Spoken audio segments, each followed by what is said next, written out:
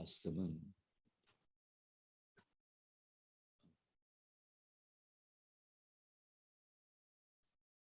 각시의 대쟁투 제6장 후스와 제롬 이야기 중에서 후스에 대한 이야기를 중심으로 함께 하고자 합니다. 이 장면은 이 가운데 있는 이 검정색 옷을 입은 분이 후스입니다. 그래서 그 시기스문트 그 황제와 또 로마에서 보낸 그 추기경 앞에서 이 법관들 앞에서 이제 신문을 받는 장면입니다.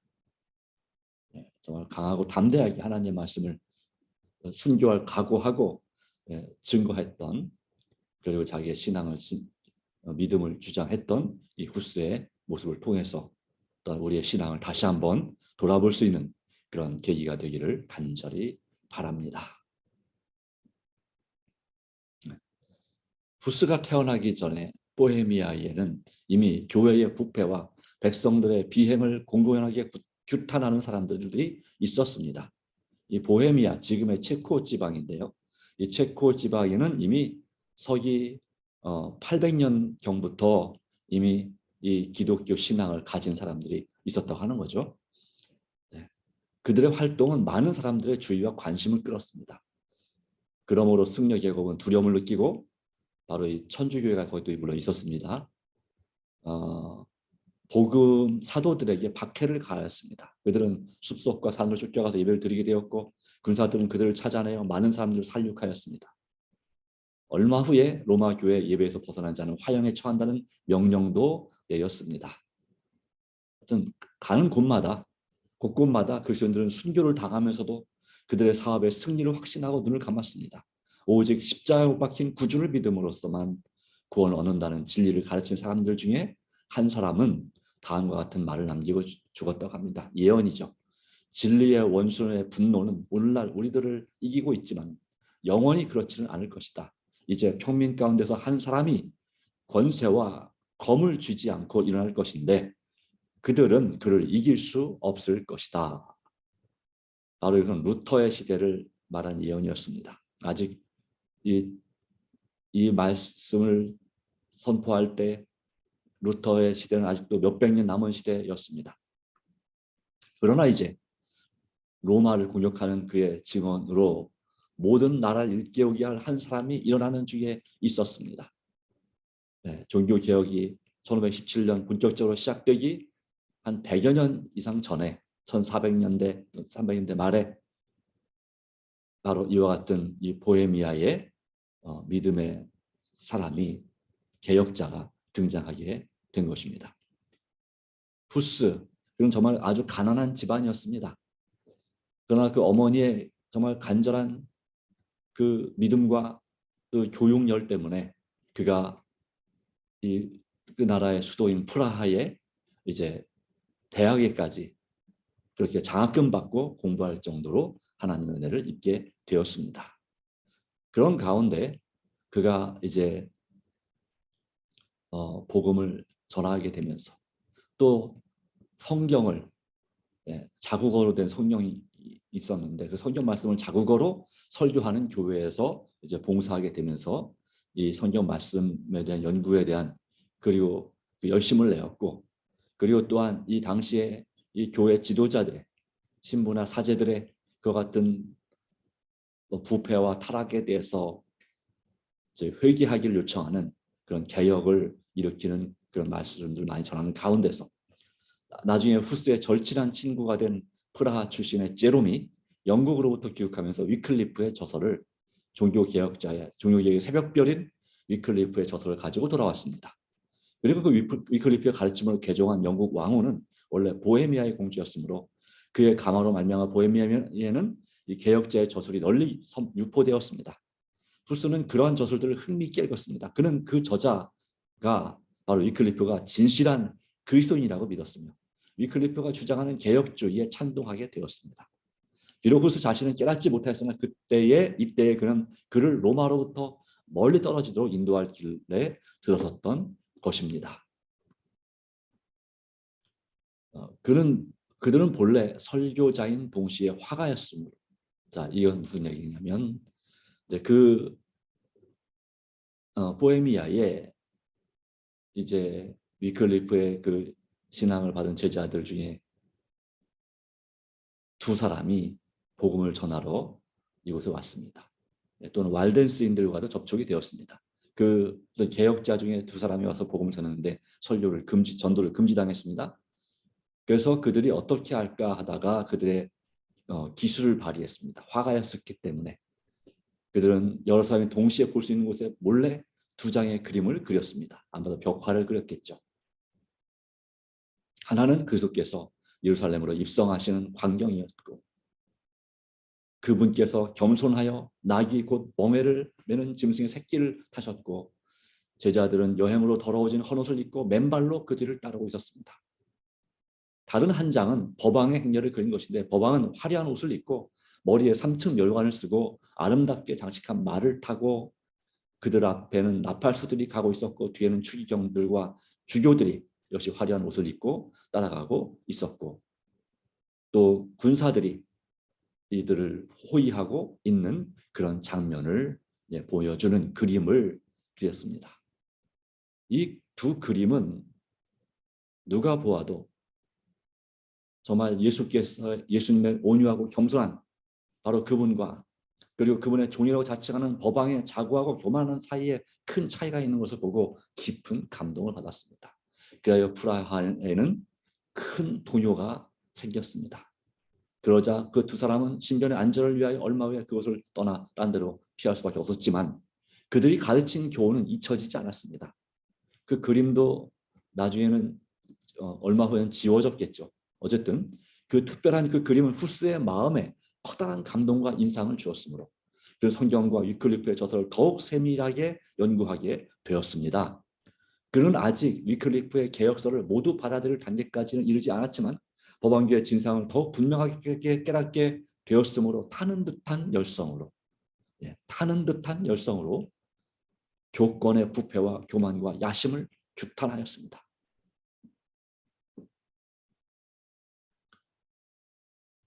그러다 보니까 이 후스가 이 복음을 전하는 이 지역 프라하라는 도시가 법왕의 파문을 받았습니다. 그 파문은 당시에 그곳에 있는 사람들에게 아주 큰 공포심에 사로잡히게 했는데, 하늘의 문이 닫혀진다고 믿게 했습니다. 법왕이 그것을 열기까지는 죽은 자가 천국에 들어가지 못하게 된다고 믿었습니다. 이처럼 두려운 재난의 증거로 온갖 종교적 의식은 정지되고, 교회는 폐쇄되고, 결혼식은 교회당 안에서 원래 거행되는데 뜰 앞에서만 거행되고, 죽은 자들은 성별된 묘지에 매장되지 못하고 장례식 없이 도랑이나 벌판에 매장되어야 했습니다. 로마는 사람들의 상상력에 자극을 주는 이런 종류의 처사를 통해 사람의 양심을 지배하고자 하였던 것입니다. 얼마 후에 프라하의 소동이 진정되자 후스는 자기가 맡은 베들레헴 회당으로 돌아가 프라하의 베들레헴이라고 불려지는 회당도 성당이 있었습니다. 더욱 큰 열심과 용기로서 하나님의 말씀을 계속하여 전하였습니다. 그의 원수들은 활발하고 강력하였지만 왕후와 많은 귀족들이 그의 친구가 되었고, 많은 백성들이 그를 지지하였습니다. 그의 순결하고 고상한 교훈과 경건한 세계를 로마 교도들이 전하는 타락한 교리와 그들의 탐욕적이고도 방탕한 행동과 비교할 때 많은 사람들은 후스의 편에 가담하는 것을 명예로운 일로 여길 만큼 그의 복음은 아주 효과를 발휘하였습니다. 영향력이 있었습니다. 이제 영국에 체류해 있는 동안 위클리프의 가르침을 받은 제롬이 개혁 사업에 참가했습니다. 그 후로부터 그 두 사람은 완전한 연합된 생활을 하였으며 사망도 그들을 헤어지게 할 수 없었습니다. 대중의 인기를 끄는 재간을 가진 제롬은 천재적인 두뇌를 가졌고 말을 잘하고 학식이 뛰어났습니다. 그러나 참된 인격을 형성하는 자질을 구비한 점에 있어서는 후스가 한층 더 탁월하였습니다. 그의 냉정한 판단력이 제롬의 충동적인 정신을 제어해주는 역할을 잘하였습니다. 한편 제롬은 참으로 겸손하게 후스의 진가를 인정하고 그의 권면을 잘 받아들였습니다. 그들의 연합적 활동으로 개혁 사업은 한층 더 신속히 확장되어 나갔습니다. 하나님께서 택함을 입은 그 사람들의 마음에 큰 빛을 주셨으므로 그들은 로마의 여러 가지 오류들을 깨닫게 되었습니다. 그러나 그들은 세상이 전해 주어야 할 빛을 남김없이 다 받은 것은 아니었습니다. 이러한 종들을 통하여 하나님께서는 사람들을 로마 교회의 흑암에서 나오도록 인도하고 계셨습니다. 그러나 그들은 온갖 큰 장애를 만나야 할 것이었으므로 하나님께서는 그들이 감당할 수 있을 만큼 그들을 한 계단씩 인도하여 내셨습니다.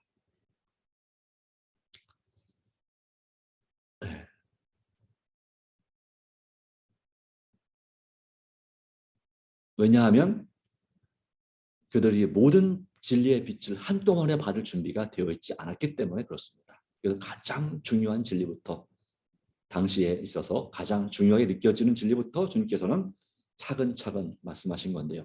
정오의 햇빛과 같이 눈부시게 밝은 빛이 주어졌더라면, 오늘날처럼 그런 진리의 빛이 주어졌더라면 암흑 속에 오랫동안 갇혀있던 사람들처럼 그들은 돌아서게 되었을 것입니다.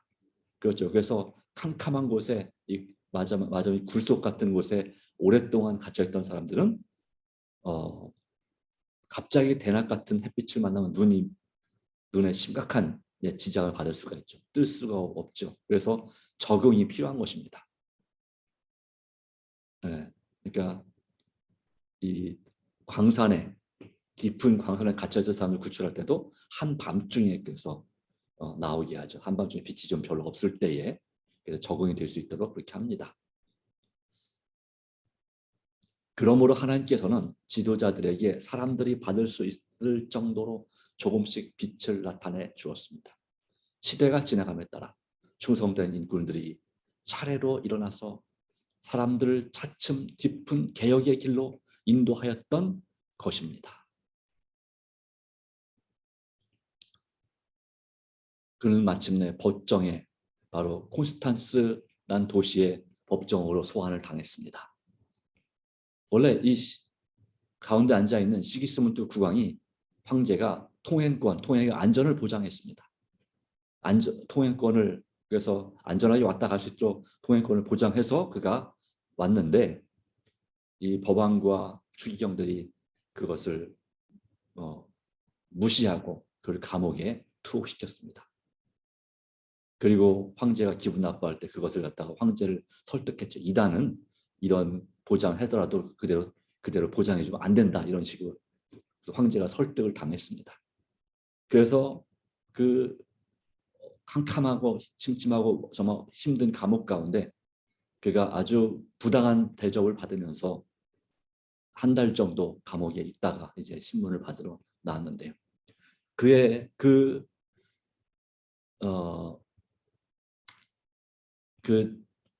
가르침과 주장과 그 모든 것들을, 그 믿는 신앙을 철회하라.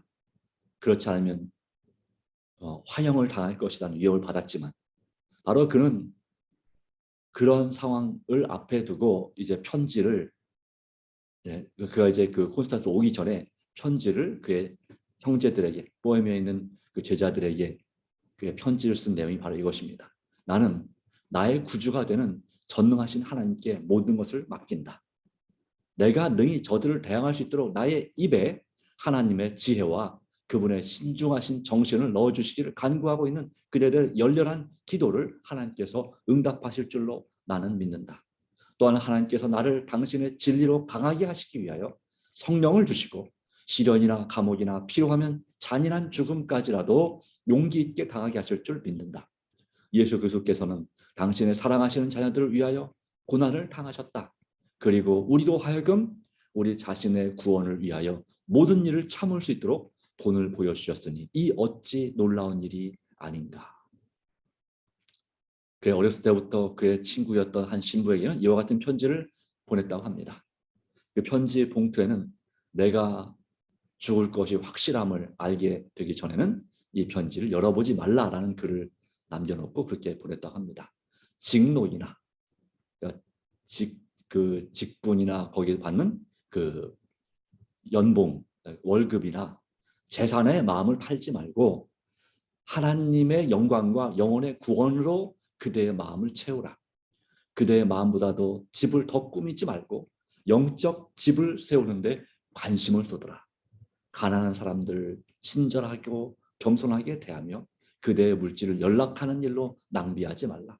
그대가 만일 그대의 생애를 고치고 사치스러운 생애를 끊어버리지 아니하면 내가 지금 심하게 징계를 받고 있는 바로 그 징계가 그대에게 미칠까 염려된다.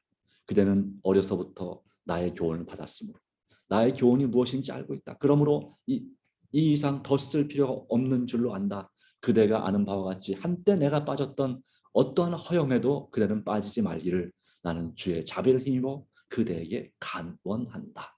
이와 같은 감동적인 권면의 중심원인 권면의 말씀을 편지로 그렇게 써 보냈던 것이죠. 금산한 옥중에서 그의 참된 신앙의 승리를 그는 미리 보았습니다. 꿈 가운데 그는 자기가 복음을 전하던 프라하의 교회당으로 돌아가서 그가 벽에 그렸던 그리스도의 그림들을 법안과 주교들이 지워버리는 것을 보았습니다. 이 광경은 그를 괴롭게 하였습니다. 그러나 그 다음 날에 그는 더욱 많은 화가들이 더욱 찬란한 채색으로 더욱 많은 그림들을 그리고 있는 것을 보았습니다. 이를 마치자마자 그 화가들은 수많은 사람들에게 둘러싸여 자 이제는 법왕이든지 감독이든지 와보라. 그들이 더 이상 다시는 이 그림들을 지우지 못할 것이다 라고 부르짖었습니다. 개혁자는 그가 꾼 꿈에 관하여 나는 그리스도의 상을 결코 지워버릴 수 없다는 것을 확신한다. 그리스도의 모습을 이거죠. 그들은 그것을 소멸시키고자 했지만 나보다 훨씬 더 유력한 전도자들로 말미암아 그것은 모든 사람의 마음에 새롭게 그려질 것이다 라고 말했습니다. 마침내 그가 화영주에 결박되고 불을 붙일 준비가 다 갖춰졌을 때에 그 순교자는 자기의 생명을 보존하기 위해 다시 한번 그의 오류를 취소하라는 권고를 받습니다. 그러나 그는 다음과 같이 대답했다고 합니다. 무슨 오류를 취소하라고 하는가? 나는 아무런 죄를 짓지 않았다고 생각한다. 이 진리를 가르침에 있어서라는 얘기입니다. 그 후스가 완벽하다는 그 주장을 하는 것이 아니라 이 오류를 전하지 않았다고 생각한다 이 말이죠. 내가 저술한 것과 전파한 것은 모든 사람을 죄와 멸망에서 구원하기 위한 것이었음을 하나님의 이름으로 증거한다. 그러므로 나는 내가 저술하고 전파한 진리를 나의 피로써 확인하기를 매우 기뻐한다. 이었고 불을 붙이매 그는 다른 다윗의 아들 예수여 나를 불쌍히 여기소서라는 찬미를 그의 목소리가 영원히 그쳐질 때까지 불렀다. 이 죽음은 얼마나 감동적이었는지 원수들도 감동을 받았습니다. 영웅적인 태도에 열광적인 법왕당의 한 사람은 후스와 그의 쓸 제롬의 순교에 대해 다음과 같이 묘사했다고 합니다. 두 사람은 다 같이 최후의 순간까지 변함없이 확고한 마음을 가지고 있었다. 그들은 화형을 받기 위하여 나가기를 마치 혼인잔치에 나가는 것과 같이 하였다. 그들은 아무런 고통의 부르짖음도 바라지 않았다. 불길이 일어날 때 그들은 찬미를 부르기 시작하였는데 그 불길의 기세도 그들이 부르는 노래를 그치게 할 수 없는 듯 하였다. 아주 감동적인 순교의 모습입니다. 네, 진짜 순교자는 이러해야 되는 것입니다. 이와 같은 은혜를 하나님께서 주신다면 얼마나 감사한 일일까 하는 그러한 소망이 우리 마음에 있게 되기를 간절히 바랍니다. 어떠한 투옥이나 고문이나 그 순교를 두려워할 것이 아니라 환난과 핍박을 두려워할 것이 아니라 옛 성도들이 신앙을 지킨 것처럼 우리도 이와 같은 담대한 믿음을 가질 수 있도록 중요한 것은 무엇입니까? 바로 오늘 내 자아를 부인하고 예수님을 시인하고 나의 모든 걱정과 염려와 심지어 나의 죄된 습관까지도 주님께 온전히 맡겨 바치는 것입니다. 드리는 것입니다. 그리고 내 자아를 굴복시키고 성령의 충만함을 날마다 구하는 것입니다. 성령을 통해서 예수님께서 내 안에서 나의 삶을 주장하시도록 날마다 주님과 친밀한 교제를 나누는 삶, 이것이 오늘 우리에게 참으로 중요하다고 믿습니다. 후스는 이미 가고 없으나 그가 생명을 바쳐서까지 옹호한 그 진리는 결코 멸절될 수 없었습니다. 그의 신앙과 충성에 모보는 많은 사람들 하여금 고문과 사망을 당하면서도 진리를 위하여 굳게 설 수 있는 용기를 주었던 것입니다. 그리고 그의 처형은 횡포한 로마의 잔인성을 전 세계에 드러내 보이는 일이 되었습니다. 진리의 원수들은 자기들이 없애버리려고 한 그 사업을 알지 못하는 사이에 오히려 발전시키는 결과를 빚어내게 되었던 것입니다. 하나님의 역사를 아무리 사단과 그 원수들이 막으려 할지라도 그것은 막을 수 있는 것이 아닌 것입니다. 이와 같은 말씀 가운데서 우리는 주님을 의지하고 더욱더 믿음으로 충성된 그러한 신앙을 하게 되기를 간절히 바랍니다. 네, 이제 이 후스가 복음을 전파한 지 100년 정도 지나서 마르틴 루터가 1517년에 종교개혁을 일으켰고, 그리고 그 이후로도 여전히 많은 순교와 박해가 있었습니다. 1800년대 중반까지 종교재판소가 존재하였습니다. 이 종교개혁이, 처음에 시작한 종교개혁이 좌초되었지만, 그래서 정말 큰 힘을 발휘하지, 한동안 어려움을 발휘했지만, 그러나 1600년대에 이제 청교도들이 그 박해를 피하여서 미국으로, 즉 아메리카로 이제 이주하는, 신대륙으로 이주하는 그런 일이 발생합니다. 1600년대부터 1700년대까지 이제 여전히 유럽에 박해가 있었고, 박해를 피해서 이 유럽에서 아메리카로 이주한 일이 반복되었습니다. 그러면서 이제 종교 자유의 신앙을 가진 그러한 이 바로 미국을 중심으로 한 이제 교회가 또 탄생하게 됩니다. 또 영국에서는 청교도 혁명이 일어났고, 또한 천주교회가 이 영국 국교회에 등장, 황제가 이제 교황의 자리를 대신함으로 이제 그 힘을 잃어버린 일이 발생했고, 또한 1700년대 말에 프랑스에서는 이 로만 카톨릭에 정말 강력한 영향력을 주었던, 든든한 지지자가 되었던 프랑스에서도 역시 대혁명이 일어났습니다. 프랑스 혁명이 일어났습니다. 1789년에 그 전에 정말 엉망진창이 된 나라였죠. 그리고 그 전부터 뭐 여러 전쟁, 뭐 100년 전쟁, 30년 전쟁, 뭐 이와 같은 전쟁들이 유럽에 끊이지 않았습니다. 그리하여 정말 나라가 또 전 세계, 바로 유럽 전체가 피폐화되고 초토화되는 일들이 있었죠. 그런 가운데서 여전히 많은 사람들이 순교를 당하고 어려움을 당했지만, 마침내 1798년에 이 법왕이 프랑스에 의해서 체포가 됨으로 인해서 이 종교 암흑 시대가 막을 내리게 됩니다. 그리고 이제 1700년대 말부터 1800년대 초반에 재림운동, 전 세계적으로 이제 기독교가, 개신교가 선교사를 파송하는 그런 일이, 즉 세계 선교 운동이 활발하게 펼쳐지게 됩니다. 1800년대는 바로 그런 복음 전파의 전성기였습니다. 세계 선교의 전성기였습니다.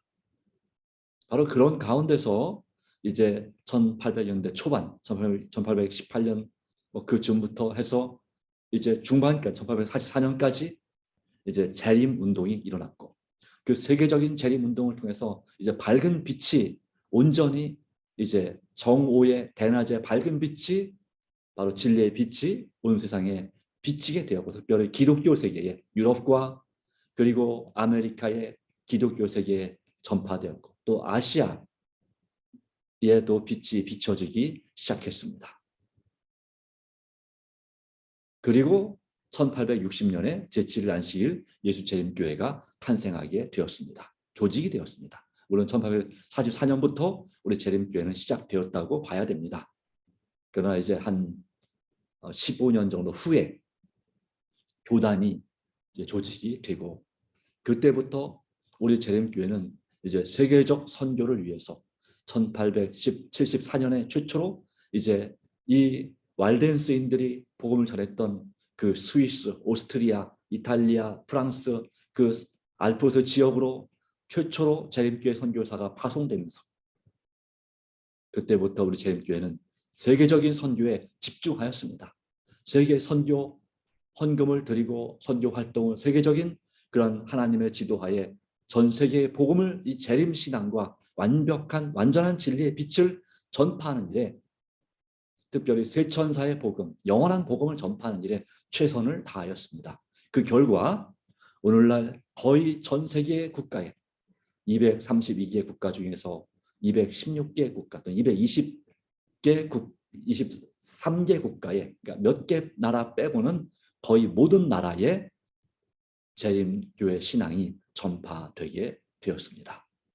그 가운데 바로 우리 한국 재림교회가 이제는 복음을 받기만 하던 교회가 1000명 선교사 운동, 또 목회자 선교사 운동, 또 일반 평신도 선교사 운동을 통해서 전 세계의 각지에 이제 복음을 전하고 선교사 훈련원을 세우고 또 각 나라의 또 목회자와 또한 사역자와 그런 여러 가지 유익한 사명을 위해서 이 한국 재림교회가 세계적으로 미국 다음으로 많은 선교사들을 파송하는 그런 교회로서의 위상을 발휘하고 있습니다. 이제 주님의 재림은 정말 얼마 남지 않은 바로 그런 때에 있습니다. 바로 이때에 필요한 것은 늦은 비 성령 운동입니다. 바로 그 전에 우리는 무엇이 필요할까요? 진정한 회개와 개혁과 부흥을 이뤄내어야 합니다. 이를 위해서 우리는 이른 비 성령 충만을 받아야 합니다.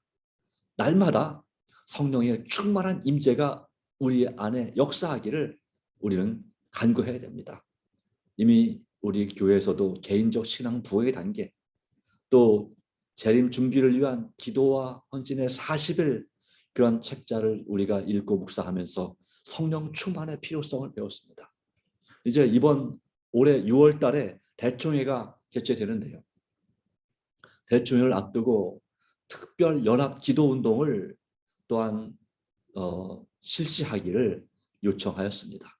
대총회에서는. 그래서 우리가 개인적으로 가정 예배를 드릴 때나 또 교회에서 예배를 드릴 때에 또 각 집회가 있을 때마다 우리는 늦은 비 성령 충만을 위해서 정말 간절한 마음으로 회개하고 기도하는, 연합하여 기도하는 그런 운동, 또 그 일을 위해서 각 개인적으로 우리가 신앙 개혁을 이루는 그런 열심과 노력이 필요함을 강조하고 호소하고 있습니다.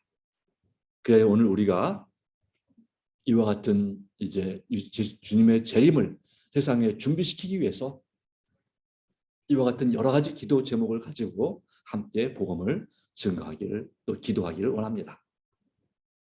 우리의 모든 영혼과 가족과 생명과 재물 등 모두 다 주님께 부탁하고 또 오늘도 말씀, 기도, 순종, 전도 바로 예수님께서 우리에게 모본이 되신 그 모본을 따라서 하나님과 친밀한 교제로 주님과 동행하게 하기를 기도합시다.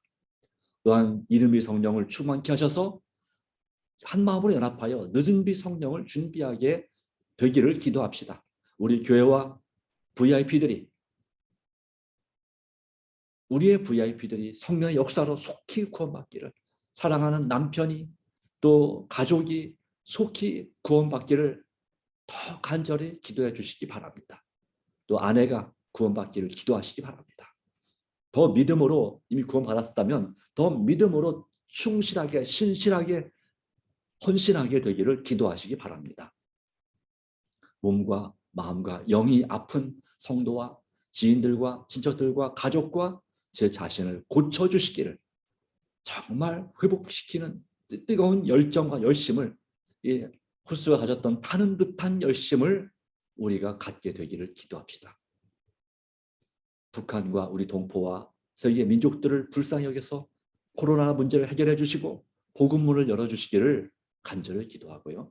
또 서전합회 임원과 부장들 뿐만 아니라 또 다른 합회, 연합회, 그 지회, 또 대총회의 그 지도자들과 또한 부장들을 위해서 또 그들의 명을 받아 각 지역 교회와 나라에서 힘있게 복을 전파하는 선교사들을 위해서 정말 간절하게 기도하시기 바랍니다. 주님의 은혜가 함께하기를 간절히 바랍니다. 다 같이 머리 숙여 기도합니다. 하나님 아버지, 오늘 우리의 기도와 열심을 기억하여 주심을 인하여 감사드립니다. 더욱더 겸손한 마음으로 예수님의 마음으로 열심을 내게 하여 주시고 우리의 마음에 뜨겁게 하셔서 예수님의 뜨거운 열정이 우리 안에 불타오르게 하여 주시고 예수님께서 사랑하신 것처럼 우리가 하나님을 정말로 목숨 걸고 사랑하고 온 맘 다해 사랑하고 우리의 이웃을, 우리의 가족을 내 몸처럼, 내 자신처럼 정말 사랑하며 섬길 수 있는 하나님의 자녀들이 되게 해주시기를 바랍니다. 간구합니다. 강하고 담대하고 지혜롭게 하시고 순결하게 하시고 주님의 제자로서 그리스도인으로서 끝까지 충성하는 하나님의 사람들이 되게 하여 주시옵소서. 주님의 은혜가 온전히 함께 하시기를 간구합니다. 아버지 하나님 도와주시고 복을 주시고 은혜 베풀어 주시옵소서. 주님의 은혜가 온전히 함께 하심을 믿습니다. 하나님 아버지, 오늘 우리가 드린 개인적인 기도에도 응답하여 주시고 정말 무릎으로 사는 그리스도인, 주님과 날마다 동행하는 그리스도인이 되게 하시며 주님의 사랑을 실천하는 진짜 그리스도인이, 참된 그리스도인이, 참된 주님의 제자가 되게 하여 주시옵소서. 예수님의 이름으로 간절히 기도드리옵나이다. 아멘. 감사합니다. 오늘도 여러분의 기도에 주님의 축복이, 은총이 함께하기를 간절히 바랍니다. 개인 기도함으로 새벽 기도를 마치도록 하겠습니다.